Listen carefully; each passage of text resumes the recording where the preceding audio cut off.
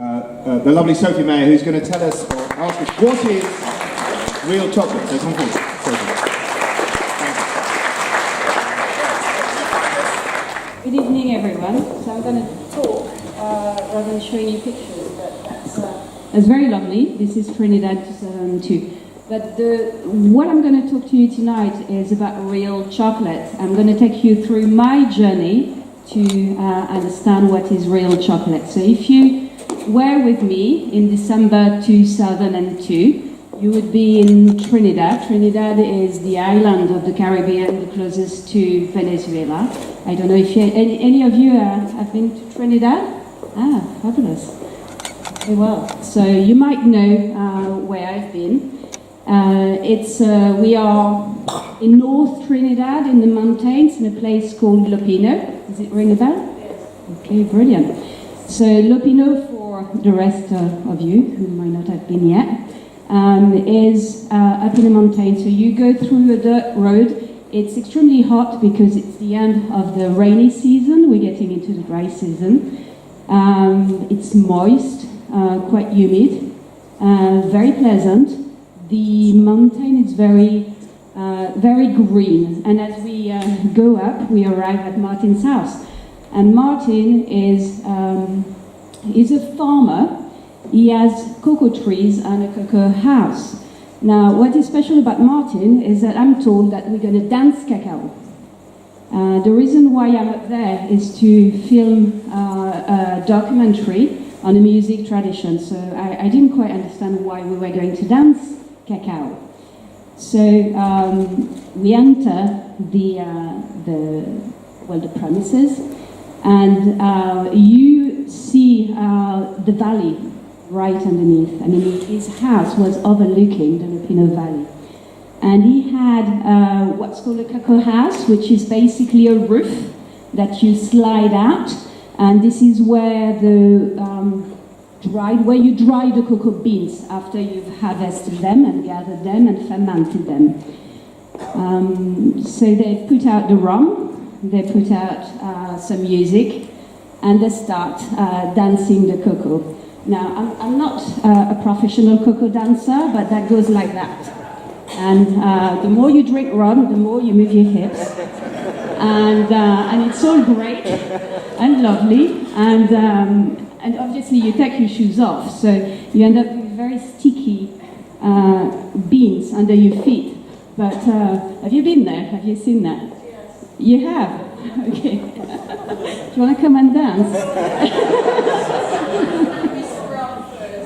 All right, well, I will wrestle my head with that.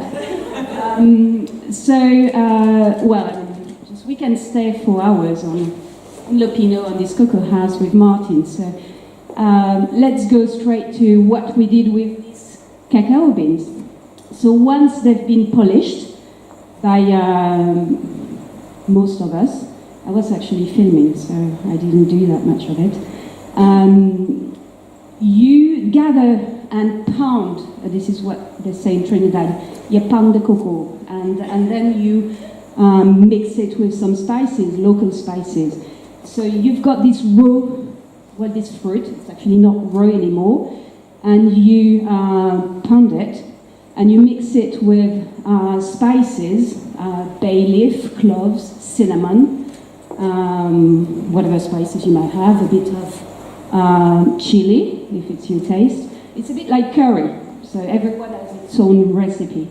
And they make what's called cocoa ball, then they grate it into a cocoa tea. And that was my very first experience of chocolate in actually a producer's country, in Trinidad.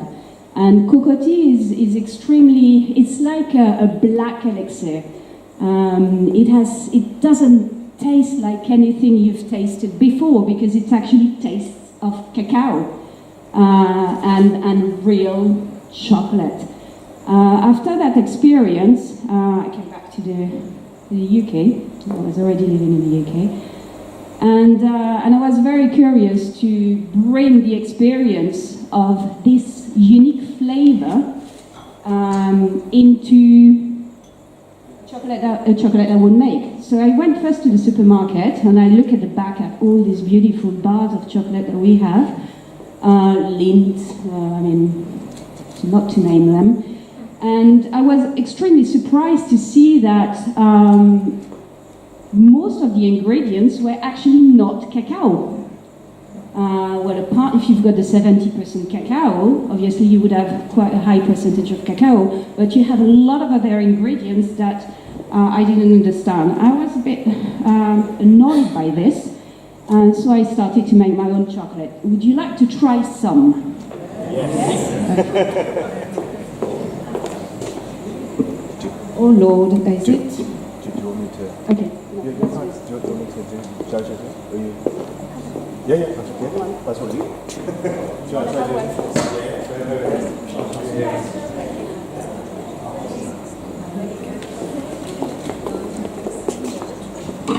Okay, so this one is the one of the originals. So it's a 72% cacao and single estate, single harvest. So it's unique. It comes from a small estate in the central region of Trinidad called Grand Couva. It's a bit like the region of Champagne for France. It's where cacao is most well known, from Trinidad. Valrhona had a contract with one of the estates there, and had a bar that was sold at Fordham and Mason for a number of years, quite a while ago. So the only thing you've got in there is actually cacao. I've added some cocoa butter for the texture, because I like it a bit smooth. And you do have some organic coconut butter as well, coconut sugar, sorry. And the reason why you have organic coconut sugar is because it's supposed to be the best sugar out on the market. And if you look up on the internet, I mean, you would believe that it's actually a superfood. Now, sugar is not good for you, but this is the best of the worst. Have you had some, all of you? Is there enough? What do you think? Right. So you might have more then. What is it, do you feel there's anything special about it? I mean, is it any different? I mean, it doesn't matter if it's not different, but I mean, is there anything that you might notice? Roses. Roses. Really? Floral notes, you mean? Okay. That sounds lovely. Okay, yeah. I mean, most of the chocolate from this region has also some nutty notes, and some of them can be a bit citrusy. The reason why it's actually there's more to chocolate than what you know, because what we are meant to believe is that all the products called chocolate are actually made of mostly cacao, which is not the case. And what I like to say is that to me, cacao to chocolate is what grapes is for wine. So it's actually important to respect the integrity of the fruit, which is the cacao, so that you make your product from cacao. I don't know how you'd feel if you were buying wine and realize that only 40% of your wine is made out of grapes. Well, it's a bit like that with chocolate, but we just don't think about it. Most of the chocolate that you have is made of very little cacao content compared to what it could and should be. So cacao is specific and unique because the tree is also specific. So it's a bit like the grapes. And depending on where the tree grows, you have different type of cacao and different flavors. There are 3 different cacao in the world: the Forastero, the Criollo, and the Trinitario. So most of the chocolate you have here is Forastero. It's responsible for around 80% of the total global production. And then you've got the Trinitario and Criollo, which is roughly responsible for 20% of the production. So what we have in Trinidad is Trinitario, which is very fine chocolate, which is what you've just tried tonight. Now the cacao tree is a tree that grows around the equatorial belt, 20 degrees north or south. So it's very region specific. It was first spotted and born in South America during the Aztecs, and it also exists in Africa. In Vietnam, you've got very good cacao, and Papua New Guinea, south of India. So depending on where you go, you've got different flavors. So you can see that how amazing would that be if we had chocolate from those different regions actually giving you a taste of the specificity of this cacao, a bit nutty, a bit rosy, a bit floral, a bit with notes of fruits, with notes of coffee. I think it would be amazing. Am I the only one to think that? I mean, you wouldn't need to have vanilla. I just come back from Paris, and it was my father's 91 birthday. And on the Eurostar, you have Ducasse. Ducasse is a very prominent chocolatier in France. He's a very talented man. And he has all these bars with various provenance, where he sources it from everywhere in the world. And I take one or two, apart from the 100% cacao from Peru, all of the others, from 40% milk or dark chocolate up to 85%, he adds vanilla and vanillin in his chocolate. Now, I mean, it's probably very good, and it is excellent chocolate and very good, but I'm wondering, what if you actually let the cacao speak for itself?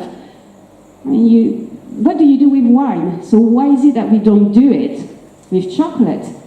I think we've got a lot to learn, and also a lot to look forward to if we actually give it a try.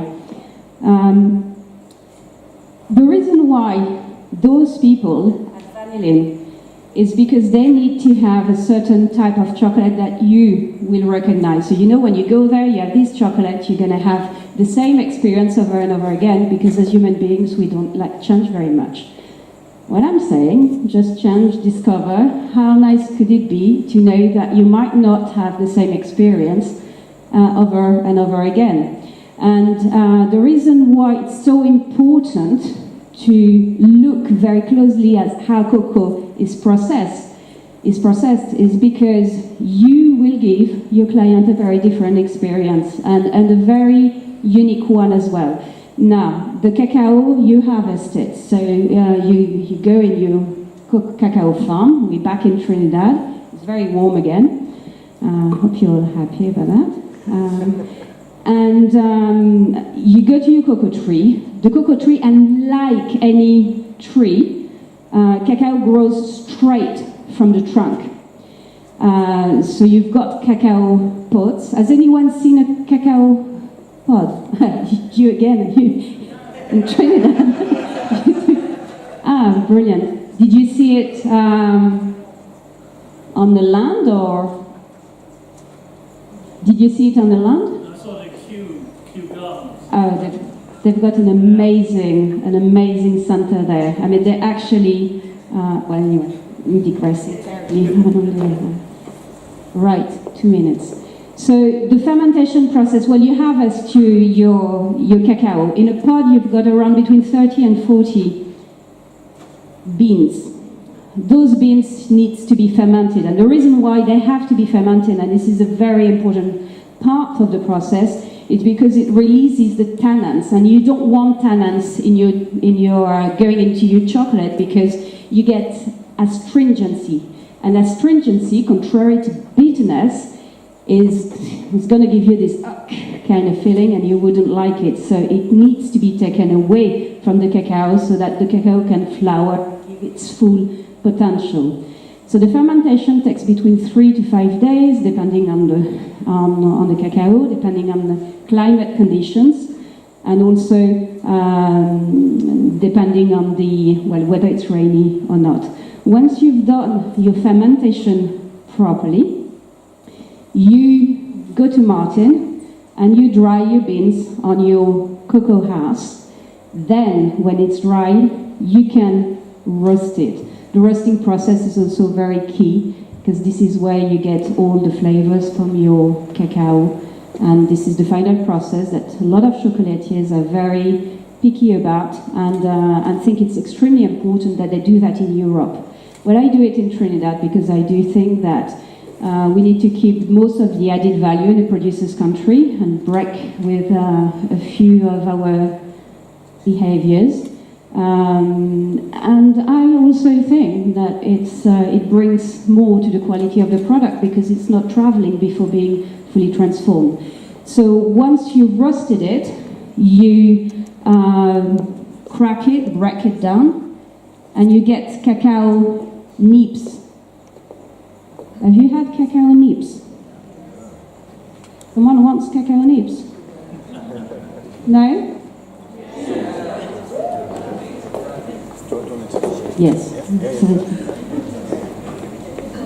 Okay, I'm running out of time. So basically, to sum up, real chocolate is actually chocolate that is made from mostly cacao rather than anything else that you might see on the back of your package. It's also chocolate that is made looking extremely closely at the fermentation process, which is capital and key. If this is missed, you need to add up all the vanillin that you can take, and this is the reason why a lot of people do that, because fermenting is a craft, and it's sometimes extremely difficult to get it right.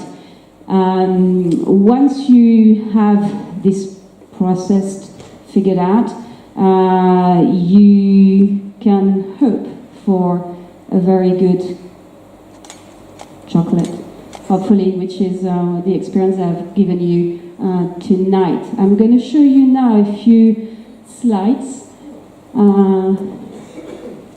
So that's Trinidad.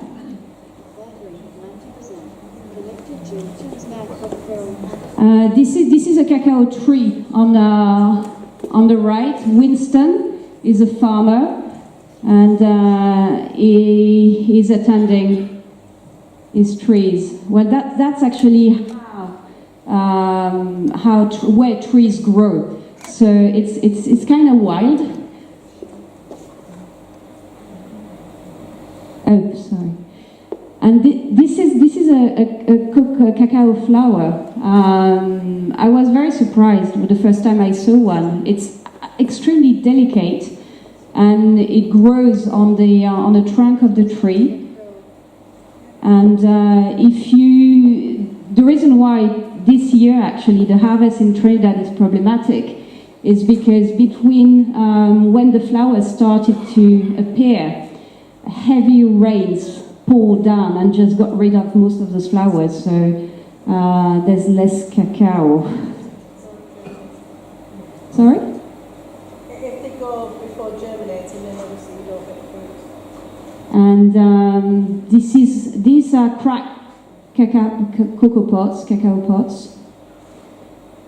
And this is what you get when you crack them open. You've got the white flesh, which is called the mucilage, and this is responsible for the fermentation. The yeast develops and transforms the sugars in the mucilage into ethanol, which is a key process of the fermentation. These little animals, I'm told, are very good as well. The more you have, the better it is.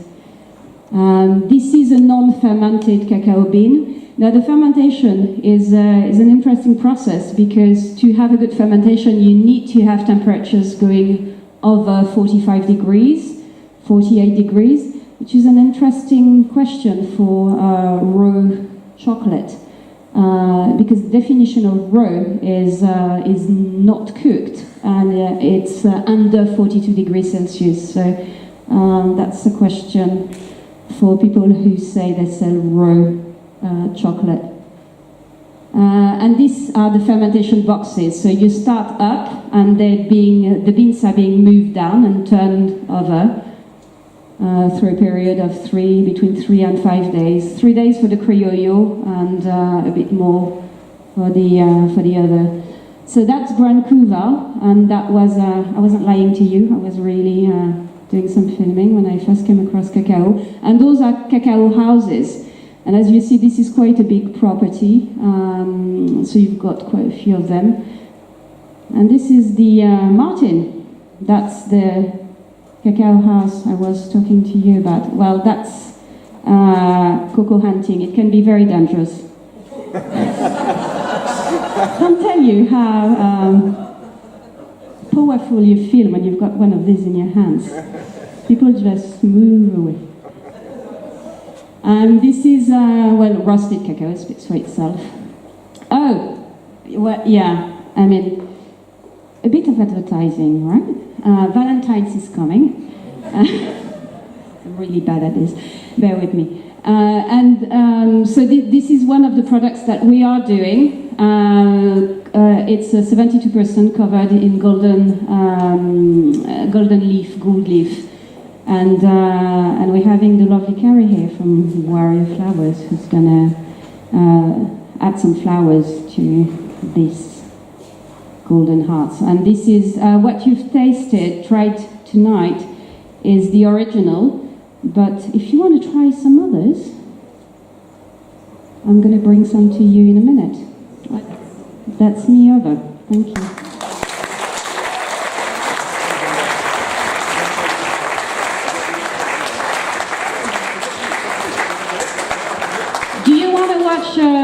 I forgot, but do you want to watch a 1:30 video, or you've had enough? Okay.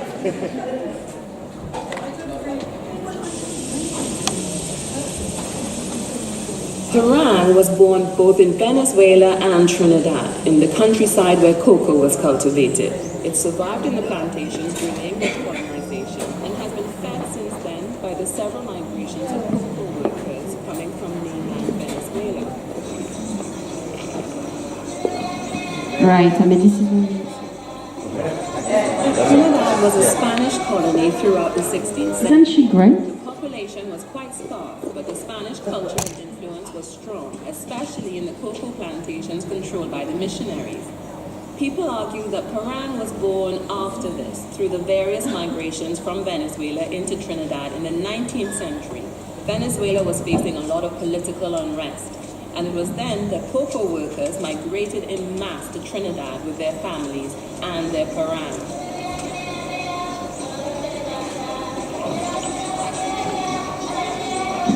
And this lasts for hours. I think, if you don't ask them to stop, it can go for 4 hours. It is probable that the most recent migrations from Venezuela revived this old tradition, originally born from a mix of Spanish, Amerindian, and African culture. But whether it comes from Trinidad or Venezuela first does not really matter.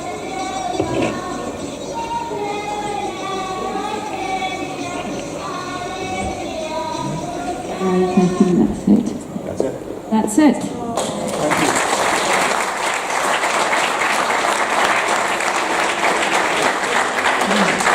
Fabulous, fabulous. Thank you so much, Sophie. So single estate chocolate's like wine, isn't it? It's glorious. What a glorious passion. And what a lovely accent. Oh, there. Right, that's right. So, does anybody have any questions? Yes, down here.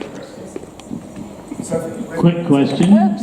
What is the difference between black and white chocolate? Dark and white chocolate?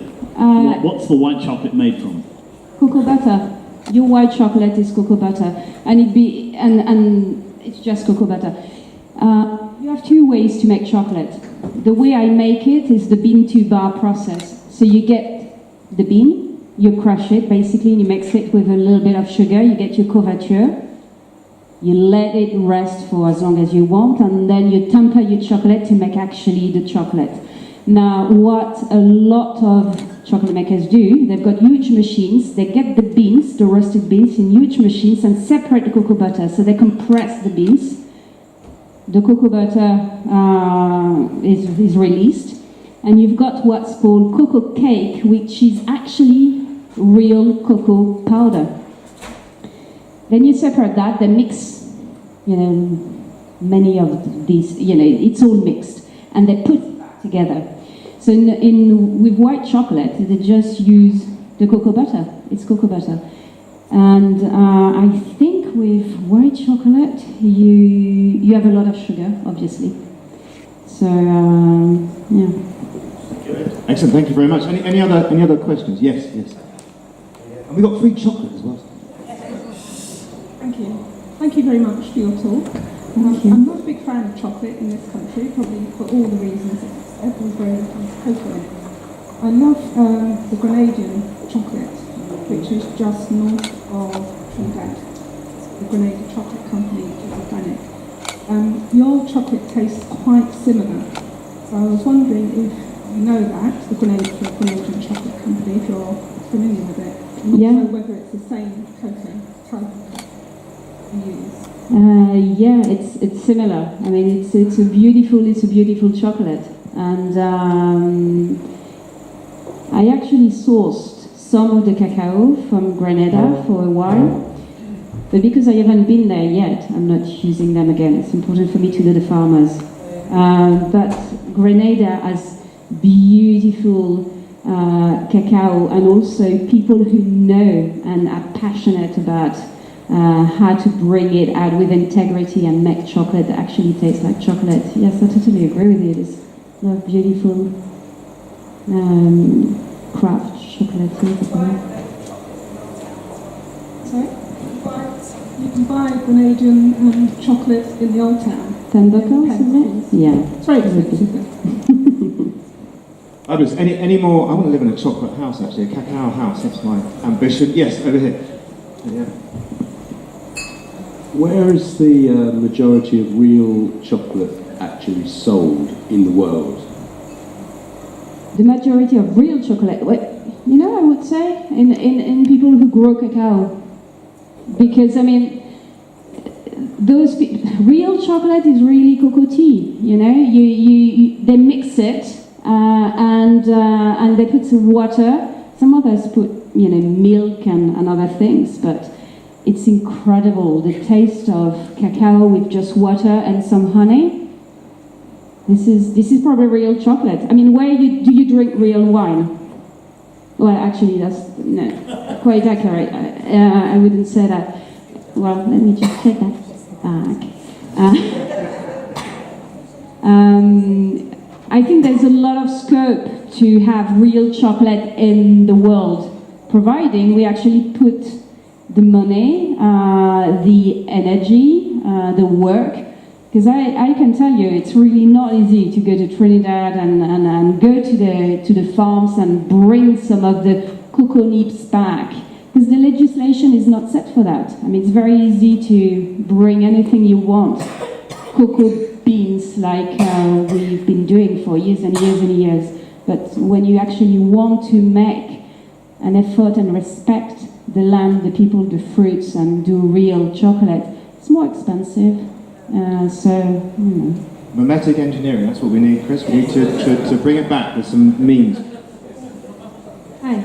So I think it's amazing that you know who your farmers are, you know where your cacao is coming from, but we also need to think about organically how we're reproducing or how are they producing that cacao. I know personally from living in Nicaragua for 3 years that they were exporting a lot of produce, that they drink a lot of cacao every day. They also drink a lot of chia, but then they're sending the chia out, so they're going to be trying to make sure that they are producing more and more and more, and that they're harvesting it for the masses. And do you think that could happen with this new wave of, you mentioned already that there was a certain sugar that becomes a superfood, and then us here in Britain, in other locations, we start to think, yeah, we don't want Vitelline in our chocolate, we want the real stuff. Give us more. what can we get? What's going to happen to those cacao houses? I don't know. I just wanted to bring that up as, as a discussion point. Really. That's a very fair point. The thing with Trinidad is that we're recording this, aren't we? I can edit. Is that it's very complicated in terms of the administration. So a lot of people find it really hard unless you have a special relationship with Trinidad and you just love the country. And I have this relationship with Trinidad. I need to go there over and over again. I've got like a second family. So for me, making the effort is not a problem. It's passion. But for a lot of people, it's they just don't go there just yet because there's no system in place so that you can actually do exactly what you've mentioned. But yeah, I mean, a few years' time, even when this is probably going to be a problem. But the farmers I work with are not people who are set commercially in a very, they're quite small to medium. They're starting to get bigger. I mean, that's an issue. Not just yet in Trinidad, I don't think. Right, I'm just conscious of time. So Sophie is going to be here, and as Sophie mentioned very, very modestly, actually, Sophie is a chocolate maker in St Leonard's, making this wonderful chocolate. So I'm just going to. I think you've got some details as well. So, what's that? Sorry. Where can we buy it? Well, go ahead. Okay. Buy it on the website. I'm just going to give you some cards, but we have a few events coming up for Valentine's. So we're going to have some at we're going to have some at Calvin Avantage. We're going to have some in City Gardens in Hastings, and a few other places probably. But I'll give you some cards. So Sophie's got some cards and supplies, so she if you want to contact her and get them, and come and talk to her. And also all the films, I should mention, of the Bavard do go online, and the details of the speakers go underneath those films, so you can find the details there. But Sophie will be available, won't you, till the end. So can we thank Sophie again for a wonderful talk?